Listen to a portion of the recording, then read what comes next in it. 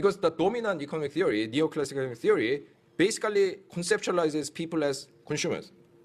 The aim in life is to get satisfaction or utility, as they call it, from consumption.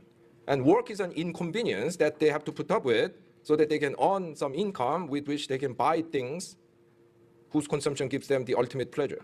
But work, when you think about it, is very, very important in our lives. Most adults of working age spend at least half their waking hours in work. Well, unless you're Dutch, then you don't work.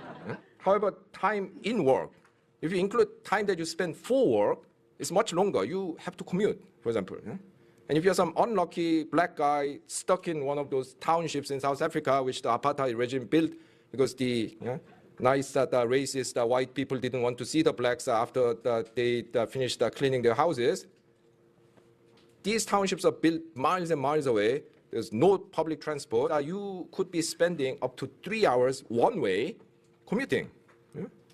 Yeah, so if you spend 6 hours commuting, working 8, 9 hours a day, you hardly have time to sleep. So work dominates our life so much, but we don't talk about it. Work affects us not simply because it takes up time, not simply even because we get tired or we get psychological pressure at work, which affect our well-being, but it also influences our sense of self-worth. Despite this, economists have focused on income. So it's quite common that a lot of people are richer compared to, say, 20 years ago, but they are feeling less happy because their work life might have become more stressful. Job security might have fallen, work intensity might have risen because the companies are trying to cut costs all the time and they're hiring less and less people for the same work. Yeah, so they might feel miserable, especially if they have to commute a long time. But then economists come around and say, oh, no, you should feel happy that your income's 20% higher.